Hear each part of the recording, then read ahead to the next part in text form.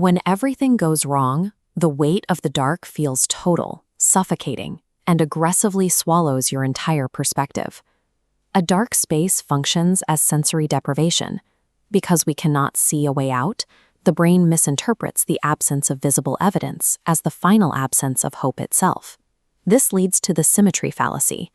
We assume defeating overwhelming darkness requires an equally massive light to reset the scale.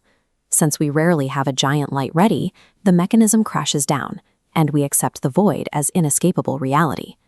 Yet this surrender is based on a flawed understanding of physical reality. Our perception of light and shadow doesn't reflect how they actually interact.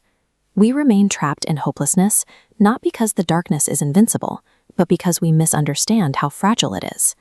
Introducing even a microscopic light alters the physics of a dark space in a way that darkness cannot reciprocate.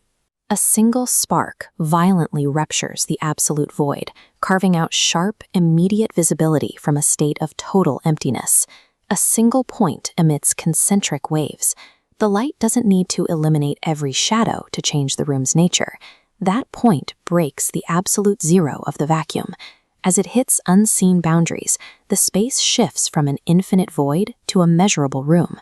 We can apply this same physical asymmetry to the way we manage a hopeless mindset. Solving every problem at once is an impossible standard that only reinforces the feeling of being crushed. The actionable alternative is to scan your immediate environment for just one specific sign of goodness and grip it tightly. This creates cognitive anchoring. Look at how this node locks into place.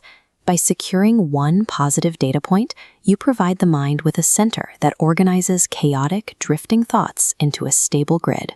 The choice to hold one small, good thing is the exact mechanism that interrupts blindness and restarts your forward momentum. As you anchor to that goodness, the internal ice fractures, revealing a bright, shifting current of life underneath. Finding this spark does not mean the surrounding darkness or the external problems of the world have vanished. However, the darkness no longer holds a monopoly on your perception or the ability to define your internal reality.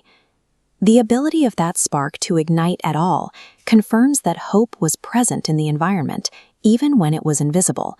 It was merely dormant, waiting out the heavy pressure of the void until you took the deliberate action to strike a match.